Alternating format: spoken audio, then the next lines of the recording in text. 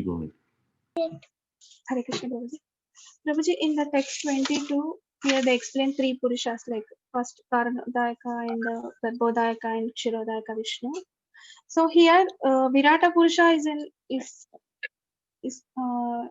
belongs to which Purusha, Prabhuji? Like virāṭ-puruṣa. It's under the. Sorry.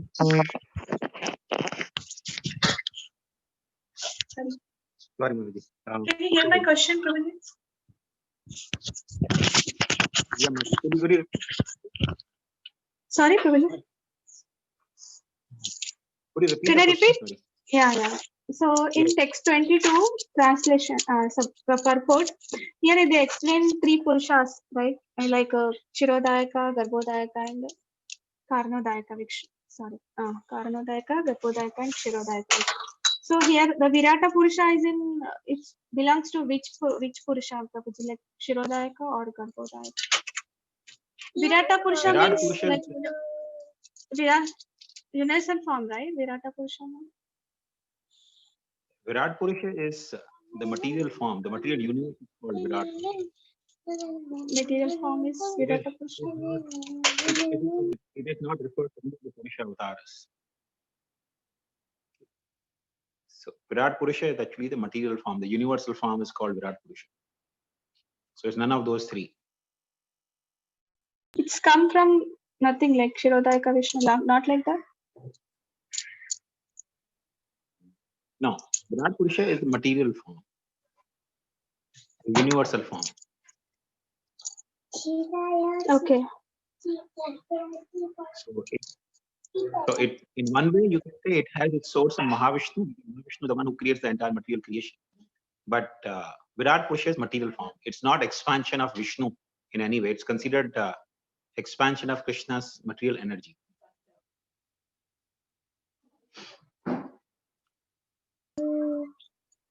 Okay, Prabhuji. Thank you. Hare Krishna.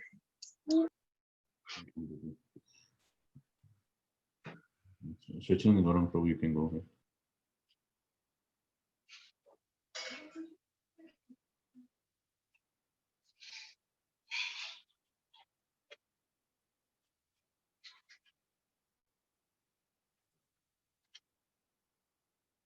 Sachin Gaurang Prabhu, are you there? Yes, Prabhuji. Prabhuji, actually that question was asked by me. So, Hare Krishna, Shankarananda Prabhuji. Dandavat Pranam. So, Prabhuji, actually in the text 20, in the purport, it is saying, even if one has no assets of favorable austerity, if he nevertheless takes shelter of the Mahatmas who are engaged in chanting and hearing the glories of the Lord, he is sure to make progress on the path back home, back to Godhead. So even if one has no assets of favorable austerity, so could you please explain that, Prabhu?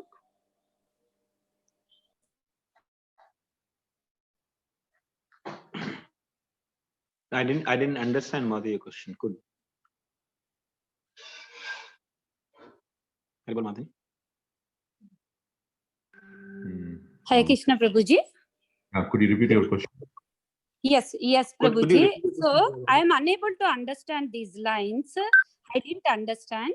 Even if one has no assets of favorable austerity, what does that mean, Prabhu? No, sorry, I'm having no what? Yeah, here it. Even if one has no assets of. Prabhuji, could you In the purport. which line it is? Yeah, there only.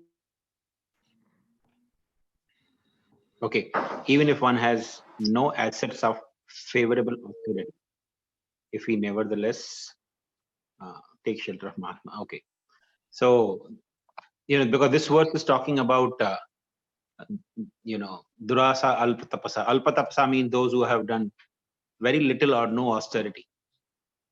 So people who don't do generally, this is a general principle, people who don't do austerity, or they have little austerity, durasa alpatapasa seva vaikuntham vatmasu. They do not get a chance to engage in devotional service of the Lord, because devotional service is attained by, as Krishna says in Bhagavad Gita, jananam punya karmana, by accumulating heaps and heaps of punya in many lifetimes. So punya means one has to perform austerity.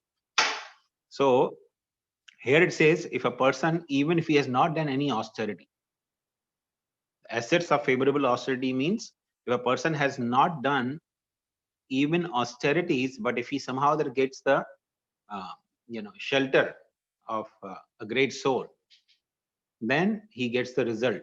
He gets the result of getting shelter of the devotional service. So the glorification here is mainly the association of devotees. If somebody somehow that is very fortunate to get the association of devotees, then the person actually gets the result of performing the austerities.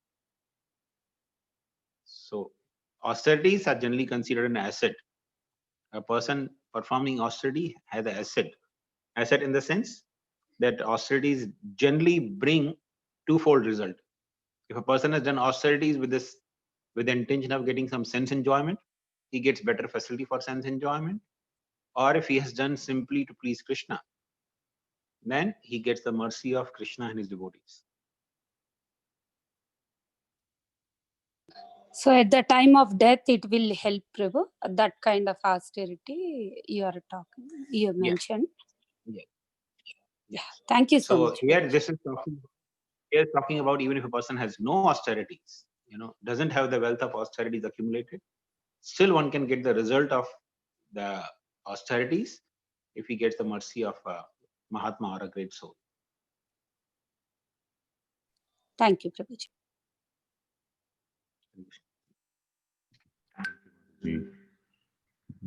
Sudeshik Mataji can go ahead. Hare Krishna, Prabhuji, Dandvat Pranam, Jai Srila Prabhupada. Today's reading, Prabhu, I did not understand two verses translation actually. So I'll mention the verse numbers. It is verse number 27 and 31, Prabhu. So I'll read it out.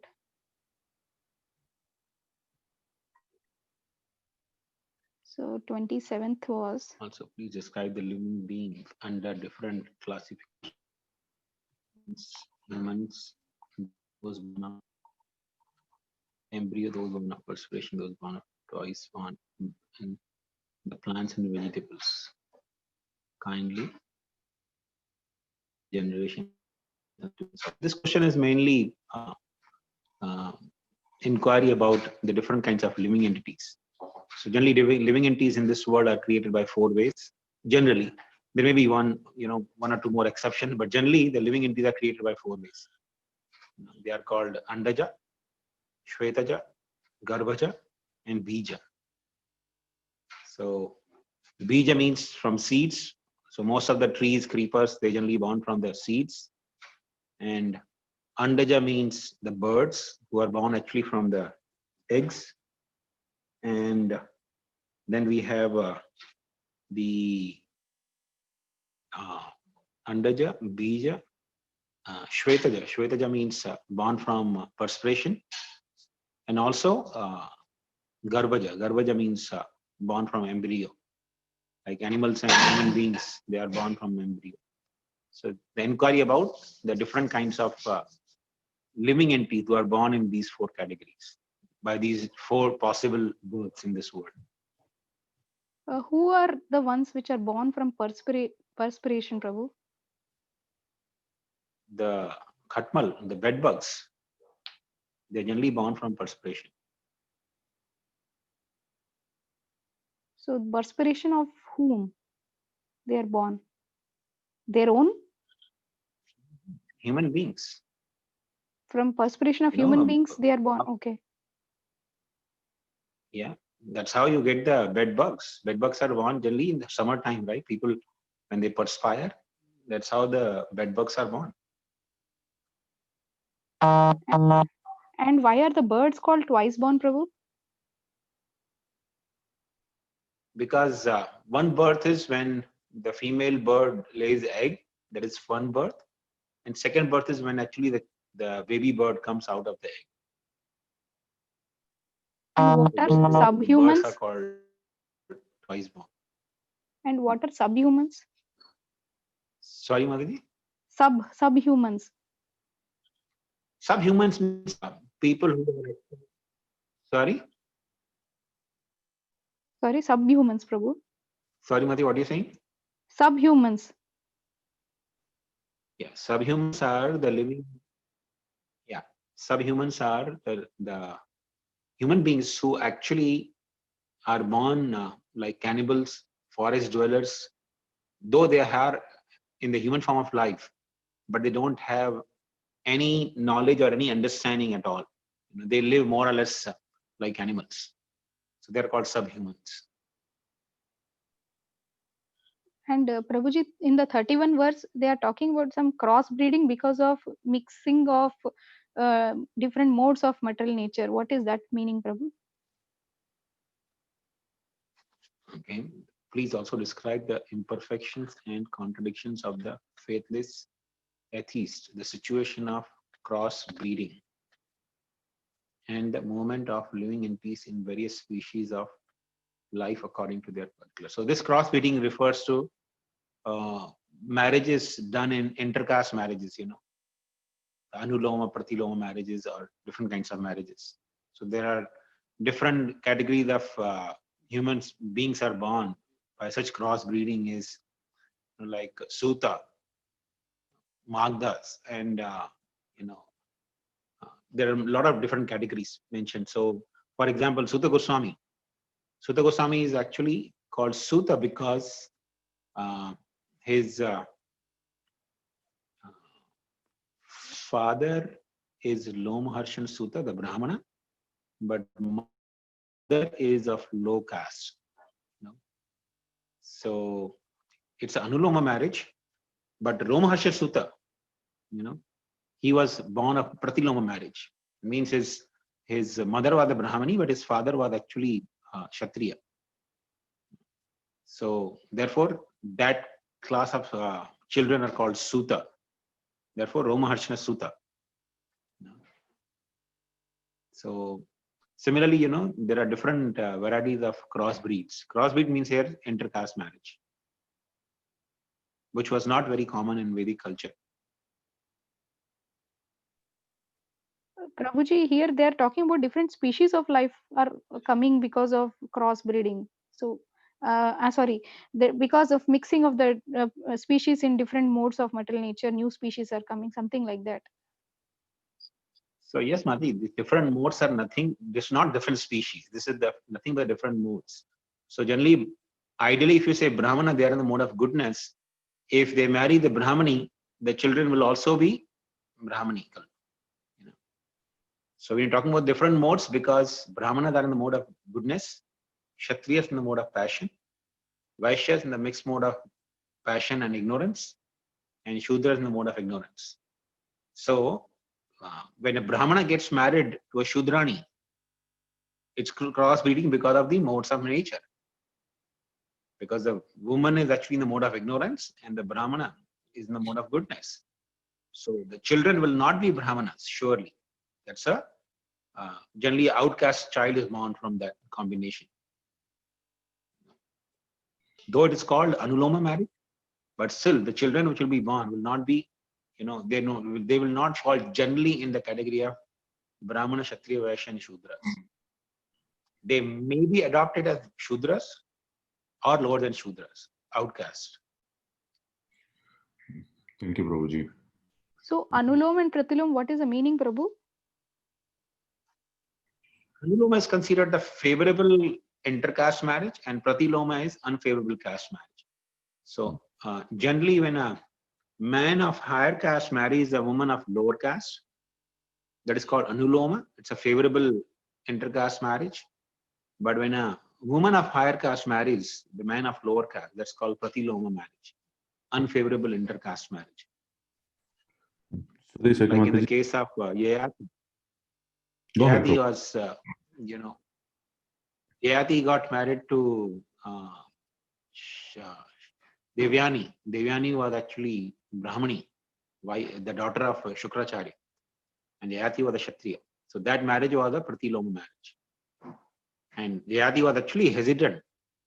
He didn't want it to marry because that kind of marriage is not considered favorable or praised in Vedic culture. Thank you, Prabhu. Later, I have one more question, Prabhu. Thank you. For the discussion, we can take it later. Many devotees are on the queue. Anuradha Mataji, you can go ahead. Prabhuji, I didn't get text 26th verse. The Vedic hymns declares empathy that the devotees of the Lord knows everything material and spiritual in relationship with the Lord. Can you describe that one, Prabhuji? Okay. The Vedic system declares emphatically that devotees of the Lord know everything material and spiritual in relationship with the Lord. So this is mainly indicating that a devotee of the Lord naturally knows everything that is required for him to know. Doesn't mean that the devotee knows everything, but he knows everything that is required for him to know. Like, for example, this is there in the first canto of Bhagavatam also. I think Prabhupada explains that Sutta Goswami, he was very learned. He was a learned devotee, but he was not fully aware of the ritualistic parts of the Vedas.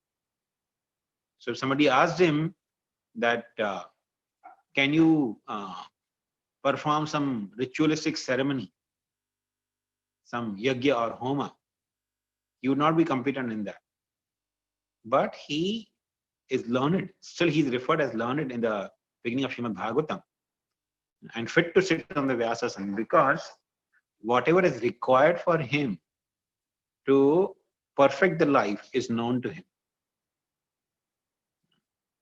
So the devotee knows everything that is essentially required for the devotee to go back home, back to Godhead,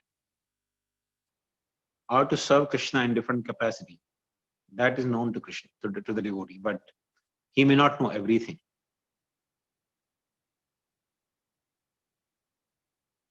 So whatever devotee required, that only he knows. That's all.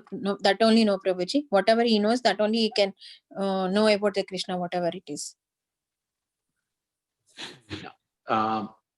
Again, to make it clear, devotee, whatever is required for him to know for Krishna's service, Okay, or to Prabhuji. even Krishna. Okay. Thanks, Prabhuji. Thank you. Shirisha Mataji, you can ask.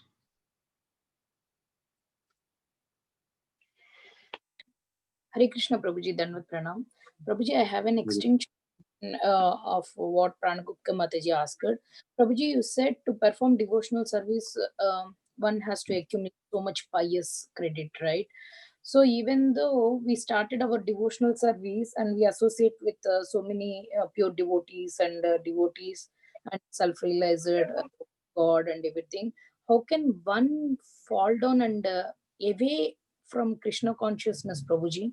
Even though they elevated from neophyte to madhyamadikari or above, and suddenly what is the reason behind that they fall down completely and away from devotional service? Mati, the only reason for fall down, Vaishnava Acharya has explained already twofold. There are only two reasons why a devotee could actually drift away from Krishna consciousness, even if he is in a very, very exalted position. he can fall from that only because of two reasons. One is that if a devotee becomes proud or he becomes arrogant or puffed up, then that arrogance will call his fall down.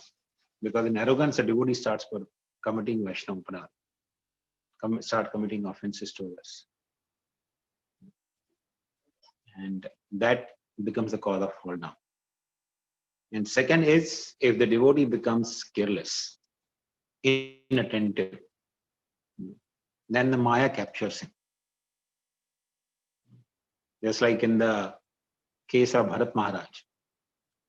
He didn't commit any aparadh, but he became inattentive. He was inattentive or he became a little careless. And Maya immediately captured him in the form of developing attachment to the. So they're the only twofold reasons. And for these twofold reasons, especially for Vaishnava aparadh, one has to be very, very careful and always take the humble position among the devotees. And for second reason, one has to actually take shelter of the association of devotees. If one is in association of devotees, other devotees will actually take care of him. So one should always keep oneself in the association of devotees and be very careful not to commit offenses amongst the devotees or the association which is taking. We should not take it cheaply and commit offenses to the Vaishnavas. Prabhuji, as we heard that Krishna will guide us or will help his devotees, right? In this case, how Krishna will help them?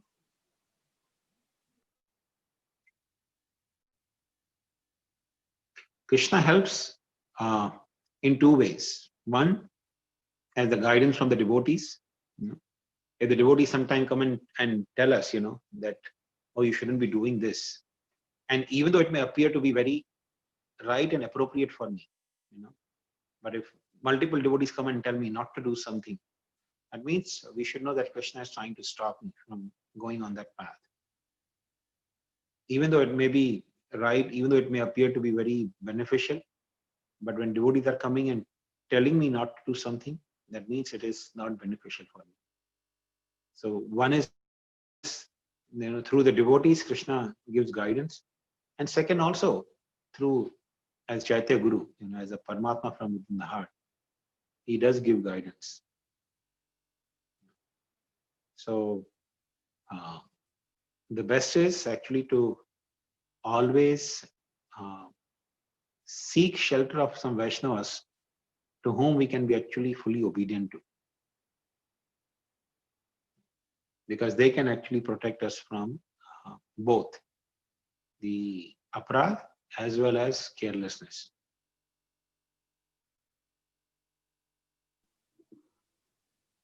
Very helpful, Prabhuji. Thank you so much. Hare Krishna. Thank you, Mataji. Shukeshwar Mataji, you can ask. Thank you, Prabhu. Prabhu, it's just not very clear when we're talking about Anulom and Vilom marriages. You talked about something of modes of material nature, Prabhu. So Brahmanas are supposed to be in the mode of goodness. Yes, so does that mean that Brahmanas are usually always in goodness? And then Kshatriyas are in mode of passion, and then others are in mode of... How does it work, Prabhu? Now, Brahmanas are said to be primarily in the mode of goodness. Not that they are only in mode of goodness, but they are primarily in the mode of goodness. Similarly, Kshatriyas primarily in the mode of passion. And Vaishyas in the mixed mode of passion and ignorance. And Shudras are considered to be in the mode of ignorance. So when there is a marriage between these different castes, that is also mixing of the three modes. Because of the three modes, the caste system exists. So therefore, when it says that by the mixing of the three modes, there are crossbreeds. These crossbreeds are referring to nothing but the different castes of human beings. So that's the main reason behind everybody saying that you have to get married in the same caste. the caste system as such. Yes. Yes. So because in general that for entity of the family lineage. Okay, yeah. Thank you, Prabhu. I have another question, but I'll wait, Prabhu. Others have. In ancient times, people used to be very serious about maintaining the sanctity of the family. Nowadays, people don't care. They don't really worry about, maintaining the sanctity of the family. For them, it's the most crucial is the immediate satisfaction of the senses. So therefore, people don't care for the. But in ISKCON marriages, they don't see it, right, Prabhu? I was just thinking about that. There are different trends. Sometimes the devotees actually within our society, they think, oh, once we start chanting, once we come to ISKCON, then we are actually transcendental. And then after some time, they realize, oh, they are not transcendental. So, yeah, it is actually always advisable to maintain, but more important than even the caste is, in current situation, I'll say especially, the matching of the horoscope. That is the most crucial thing, because the society is so unstable, especially marriage life is so unstable. And if man and woman are not able to tolerate each other, that will be actually chaotic. It creates more chaos in the society. Yeah. So in current situation, I say more than caste or anything else is to see the matching of the horoscopes. Even more than seeing whether the other person is devotee or not. One should actually look for the good match.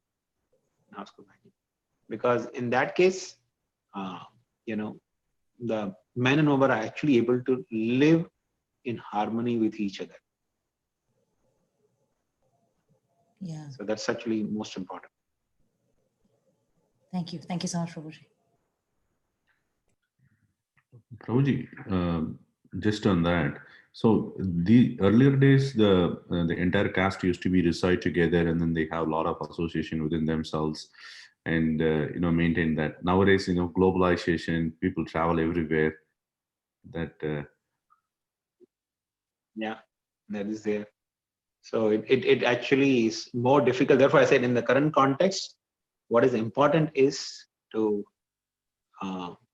see the matching of the horoscope. So that's very crucial, because that generally indicates how much the man and woman will be able to tolerate each other and live in harmony. okay. Thank you, Prabhu. Sitarani Mataji, you can go on.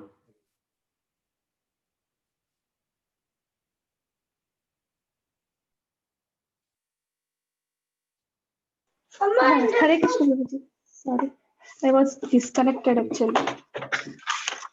Prabhuji, that follow-up question, that only actually, you said virāṭ-puruṣa is like material nature, right? Like material form of nature, right? Like here in the, sorry. So here, like in purport, the first purusha is Kāraṇodakaśāyī Viṣṇu, the second purusha is Garbhodakaśāyī Viṣṇu, and third purusha is Kṣīrodakaśāyī Viṣṇu. Here the question, in whom is contemplated the virāṭ-puruṣa, the gigantic form in which all the planets with their different developments and inhabitants are floating. Can you explain, Prabhuji, this purport? Still I am confused. Vijay Prabhu, could you actually display? I didn't get what Okay. Matthew was reading. 22, text 22, yeah. Okay.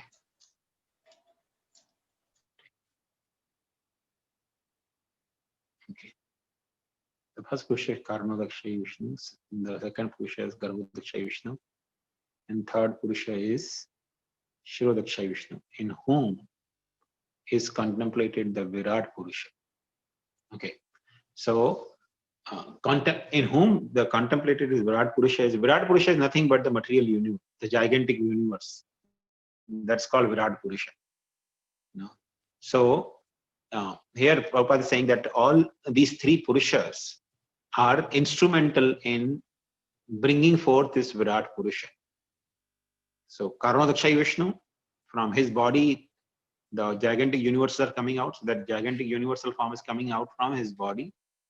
And then Garbhodakaśāyī Viṣṇu actually enters into each and every universe. Kṣīrodakaśāyī Viṣṇu maintains each and every universe. So this virāṭ-puruṣa is actually, in one way, these three Purushas are instrumental bringing forth. That's what Prabhupada is trying to mention here. But virāṭ-puruṣa means the material form, the universal form. That is called virāṭ-puruṣa. It doesn't refer to any of these Purushas. Okay, so no connection in between these three Purushas, right? Connection in the sense, these three are actually instrumental in one way. Immediate cause, you can say, for the universal form. Yeah, Prabhuji, now I now understood. Yeah, thank you so much, Prabhuji. Sorry, Prabhuji, again asking same question. No problem. No, that's okay. It's always good to have clarification. So, Mataji, go ahead. So Prabhuji, I wanted to ask, in one of the verses it is mentioned like for the Shudras, women and the Dvija Bandhus, it's recommended to read Mahabharata. I wanted to understand which book is recommended Mahabharata for now. Like, is there a specific author or any BBT book? Actually, no need to go to Mahabharata and all. Even women or even the people who are the category of Shudras and Dvija Bandhus, they all can read actually Bhagavad Gita and Śrīmad Bhagavatam. Because even if somebody goes to read Mahabharata on its own, will be very much bewildered. But when a person reads especially Bhagavad Gita and Śrīmad Bhagavatam with Bhaktivedanta purports, then the person will have actually proper understanding, philosophical understanding. And then when he goes to read any other literature, including Mahabharata, will actually be able to relate to and take the essential instructions from those books. So I'll say in current context, reading Prabhupada's books is actually the most crucial thing. Mm-hmm. We should, and also we should advise others to read Bhagavad Gita and Śrīmad Bhagavatam from with Bhaktivedanta purpose. Okay. So Prabhu, also I wanted to understand that Mataji asked about that question on Anulom Vilom marriages, right? So in that, Prabhu, if usually we say that caste is not to be determined by birth, it is based on your guna. So guna and karma. So in case of marriages, usually we refer basis the birth only, right? So we cannot. How would we determine, and how would we actually decide on a marriage tie? Actually, the marriages are always, in the Vedic culture, the marriages will always happen by matching of the horoscopes, and horoscope is not based on. Horoscope does not determine a person is Brahmana, Kshatriya, Vaishya, Shudra by birth. Horoscope simply indicates that person has certain qualities, inborn qualities. A person is born with Brahmanical qualities. Okay. So in Vedic culture, there used to be, if a person is born with Brahmanical qualities, means he will naturally get training to be a Brahmana. He will not be continuing as Shudra. Like, for example, Karna. He was born with Kshatriya qualities. So even though he was brought up by,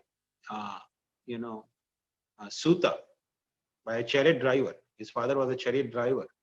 So yet, he was trained up to be a Kshatriya. And later on, he was accepted as Kshatriya as well. So Vedic culture, it was understood that if a person has certain qualities, he will naturally be brought up and have the training accordingly. So for example, if the Brahmana and Brahmani, they are conceiving the child, they will conceive with proper samskaras, and the child which will be born will mostly be with Brahmanical qualities. And then parents would also train him to be a Brahmin. So in this way, the most of the society was very regulated in Vedic culture. In Brahmana's family, there will be mostly Brahmanas. In Kshatriya family, there will be mostly Kshatriyas. So that used to be the system. And therefore, it was many times misunderstood to be, oh, that is considered by birth. No, it was not considered by birth. It was considered by samskaras. And the time of the birth generally indicates what kind of quality the person is carrying from past life, what kind of impressions a person has from past lives, which is nothing but inclinations in terms of Brahmana, Kshatriya, Vaishya, Shudra. So yes, in Vedic culture, it was apparently considered by birth, but it was not actually by birth. It was never by birth. But because in Vedic culture, if it was understood that a person is born in certain family, he will have those qualities only. But if somebody exhibited other qualities, he would be accepted like that. So both Anulom and Pratilom are not good. Basically, horoscope matching is main in this current yuga, we can say, right? In current times, yeah, that is most important. So, but yeah, in Vedic culture, Anulom Pratilom marriage was considered, was given great importance. Thank you. Thank you, Prabhu. Mataji, you can go ahead.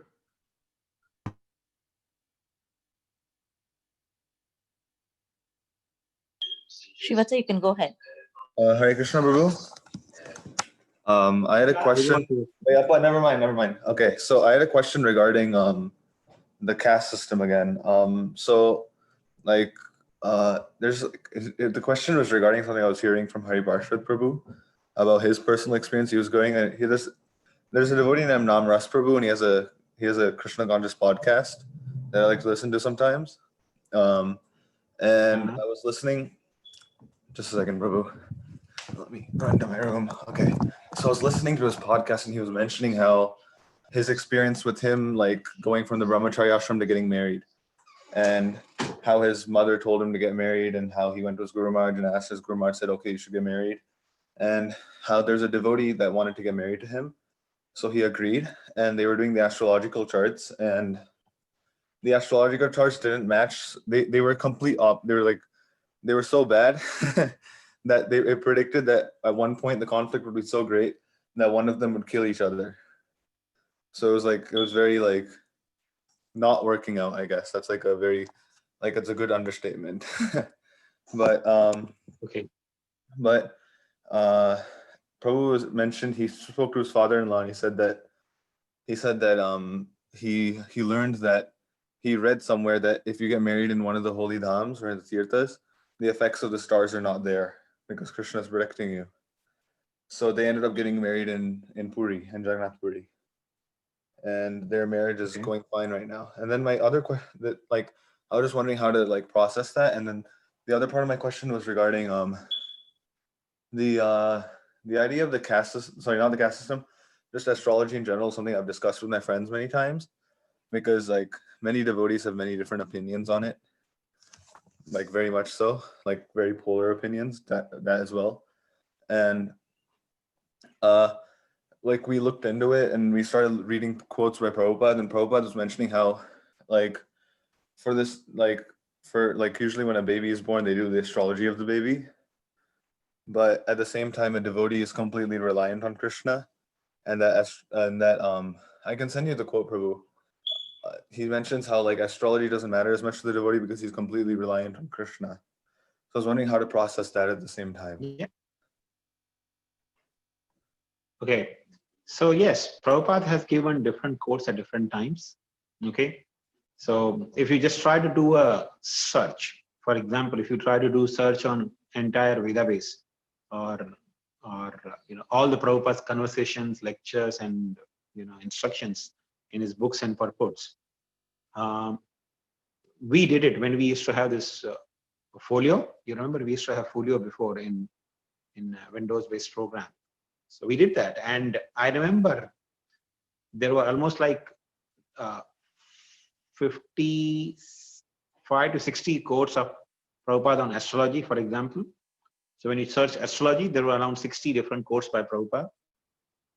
And out of those 60, there were around 7 quotes where Prabhupada is saying astrology is nonsense, no need of astrology. There were around 7 quotes, where Prabhupada says only fools go to astrologer. You'll hear such a quote. One of the quote we read even in morning, Prabhupada's quotes and daily calendar quote.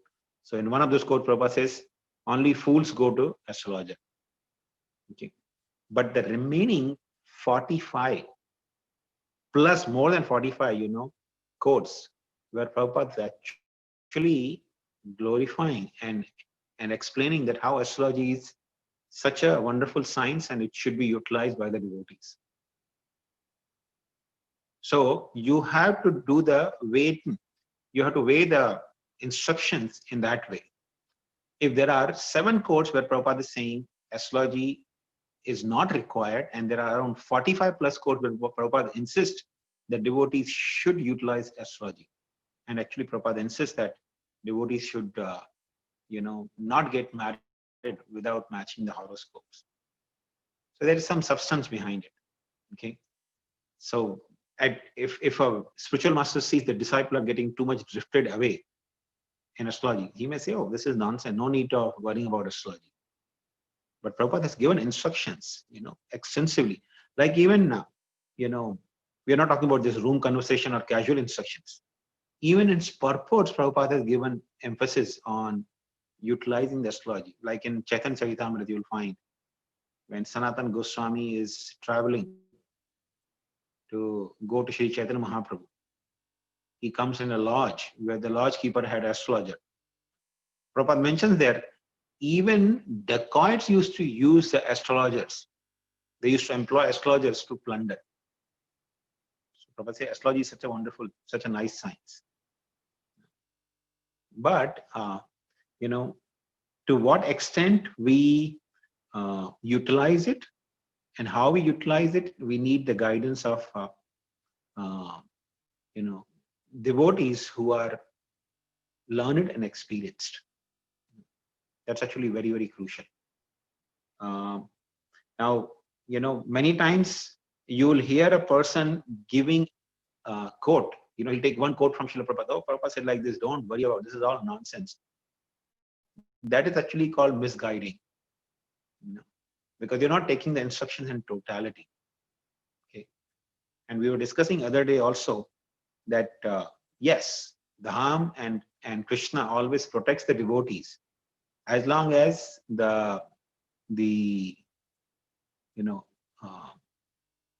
as long as our actions are actually based on fully to serve Guru and Krishna.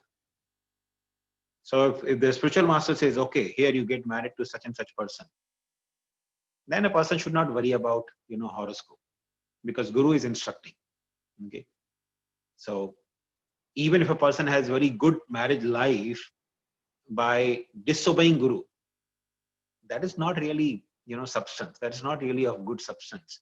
The most important substance here is being obedient to spiritual master. Okay. So if spiritual master says, okay, you get married to such and such person, one should accept it. And in other way, one should be actually very cautious and careful to accept the instructions from, if you're not taking instruction from Guru, if Guru is not involved in that, then one should actually take instructions from only learned and experienced devotees. Not from just, anyone and everyone. Because a person may quote even Prabhupada or scriptures, but he could end up in giving some misguidance. So therefore, it's very, very crucial. And astrology is actually a extensive science. It's called Jyotisha. Jyoti means light and Isha means the Supreme Lord. So the very name suggests that it's the light of the Supreme. It's a light coming from Krishna. Jyotisha. So this Shastra, this scripture is actually very, very crucial. And it's very interesting. There are Shadangas, there are 6 limbs of the Vedas, and among the 6 limbs of the Vedas, astrology is the one limb which is all pervasive. You want to learn even the first Vedanga, which is learning alphabets. The Jyotish is actually crucial for that. To even do the Vidyarambha Samskar, Jyotish is required. So all the 6 limbs of the Vedas, one of which is actually Jyotish. Jyotish is actually all pervasive. All other 5 limbs cannot function without Jyotish. Okay, thank you, Prabhu. But when a person actually becomes paralyzed because of Jyotish, that is not recommended. So I hope I was clear in maybe. Does that answer your question? Yes, for sure, Prabhu. I was just wondering how to because especially something I've noticed is that in the Western world, at least amongst people my age and in the Western world, people I know many people who do accept astrology, but many of the time people are a lot more liberal, so to say, especially here. I guess that's there's a good aspect to that. There's a bad aspect to that because in India, there are many people who are extremely proud of their caste and they think that because they're born in a Brahmana family, even though they're not acting like a Brahmana, they think they're so much better than other people. That's there in India. But then when you come to the US and you see devotees here, they look at something like astrology and they make arguments like, oh, there are no qualified Brahmanas now. Or they say, astrology, let me just rely on Krishna. Which is relying on Krishna is the right philosophy, but I was just wondering how to convey it properly to people. Because because sometimes it's not completely practical, because if someone if 2 people want to get married but one person wants to do astrology and the other person does not want to do astrology, it could lead to a conflict even before the marriage, I was just wondering how to navigate that. The only thing is Jyotisha is the light. As I said, it's a light or illumination coming from the Supreme Lord. And the purpose of light is to illuminate your path. So many times, in this country, it happens that man and woman, they start staying together. They say, okay, we'll try for a few years. And if it's working, okay, then we'll get married. And they get married after a few years. And then within 2 or 3 years, they get divorced.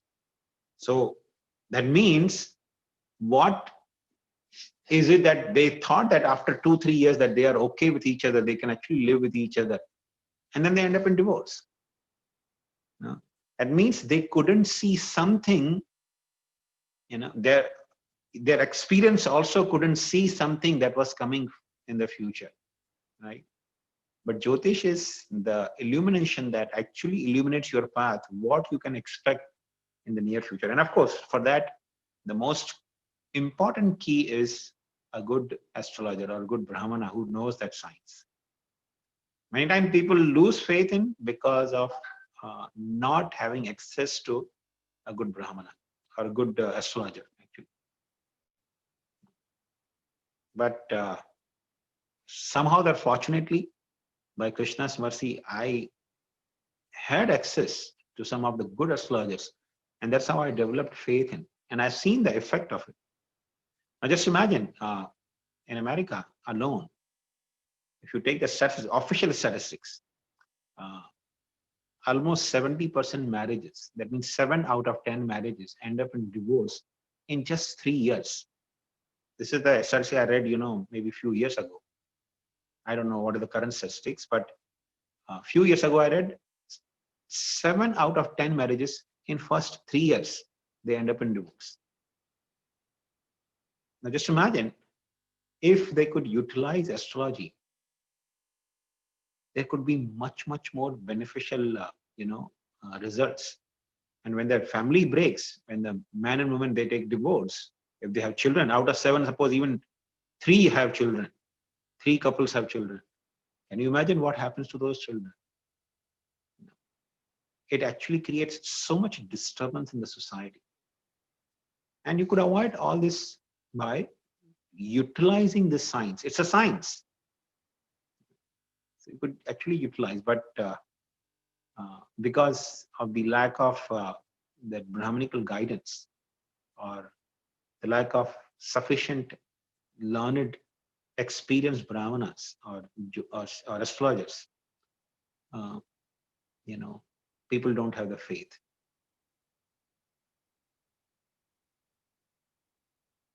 Okay, got it, Prabhu. Thank you. Very therefore. Hare Krishna Prabhuji.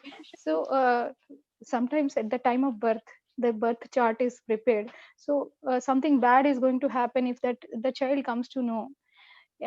So sometimes, even though it, he might try to be in that aware, being aware that something bad is going to happen. For example, he will not do well in his studies after a certain age, and then that he keeps it in mind, and he actually although it was in his capacity to do well, but because that is in his mind, he doesn't perform well. So is it really necessary to know the birth, make the birth chart, know those things in advance, because it is actually making him go negative or pessimistic? That's what I'm saying, because of the lack of the learned and experienced Brahmanas, people lose the faith. An experienced, learned astrologer will never tell a child if he's going to meet with a calamity, because he's experienced. He knows what is going to be impact. He won't tell that. Just like we read in Chaitanya Mahaprabhu's pastimes, when Lord Chaitanya was born, the Jyotish, the astrologer who was actually predicting his life, he did not tell his parent that he will take sannyas at the age of 24. He didn't tell them. This is what actually experienced astrologer means. And I remember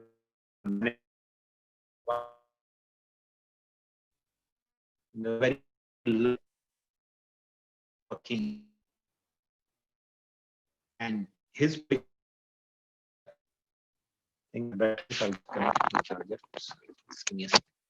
so he would actually give such precise and correct predictions. So the king, he was actually favorite of the king, but some of the people in the court, they were actually highly inimical towards him. Yeah. So he one time the inimical people, they conspired against him, and they told the king, we can prove that his predictions are not correct. So the king said, okay, prove it to me. But they said, we want Abhaydan, that you will not give us any punishment. He said, okay, I'll not give any punishment, just prove. So one day, one of the minister, he asked in the court from the king, from the astrologer, sorry, okay, tell me, what is your lifespan? How long you're supposed to live? So the astrologer, he was good astrologer, but he was not experienced. So he said, well, I'm supposed to die at, maybe at the age of 100. The minister took out the sword and immediately chopped off his head. And he died. And he told the king, see, his prediction is wrong. He said he's supposed to live 100 years, and he died now. The king said, all right, I understand. The son of the Brahmana was also very highly learned astrologer, but he was also very intelligent and experienced. So, the news reached to the king that his son is also equally learned astrologer. So he invited him, and this child, he was a child, he started giving such excellent predictions. And the minister, he tried the same trick. He said, King, I can prove that he's wrong. The king said, okay, let's do it. So the minister asked the boy, what is your lifespan? So the child said, I'm going to die 3 days before the king. That's Now nice. just imagine. So the minister couldn't do anything. He can't chop off his head because within 3 days the king will die. So this is what actually is called experience. You don't just bluntly or blindly do the predictions, but also know the intentions of people who are actually coming to you with the question. And actually, astrologer is not supposed to be guiding if a person is with vicious intentions, or if a person is atheistic, or a person is actually envious of the Vedic culture. The Brahmana should not be actually guiding such a person. You see, in Vedic culture, even demons, even the asuras, they would respect the Brahmanas. Even Hiranyakashipu would have respect for Shukracharya.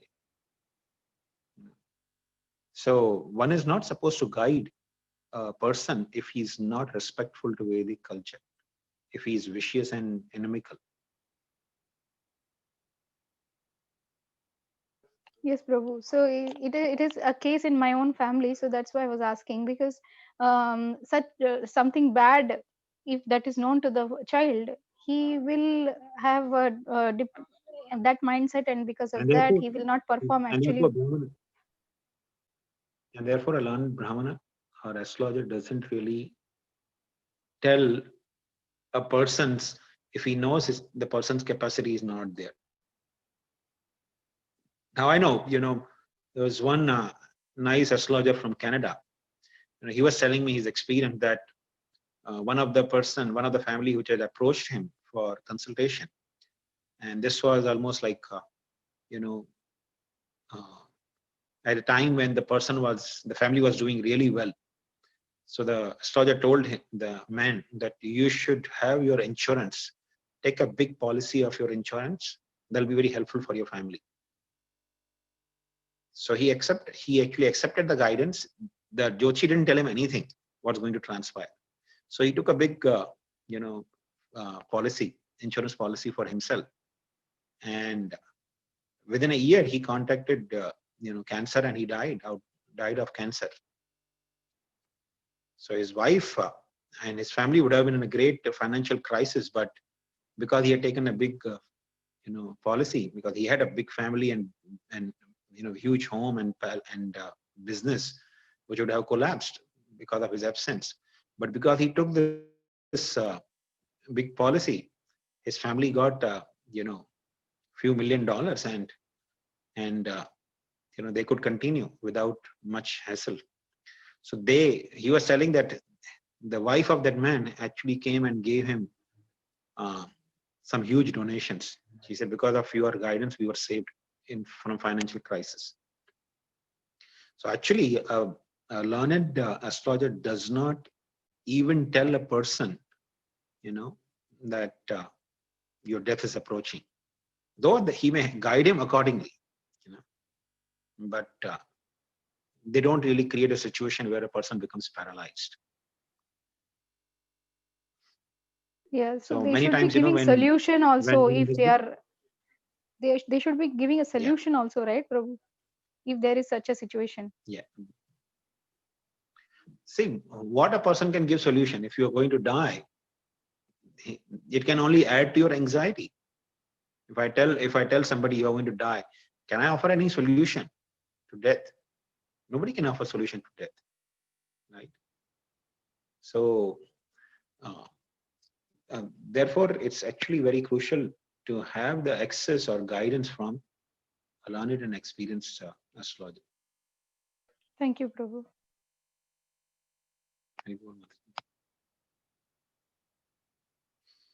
Okay, so I think almost 10 o'clock. We can stop here. Thank you very much.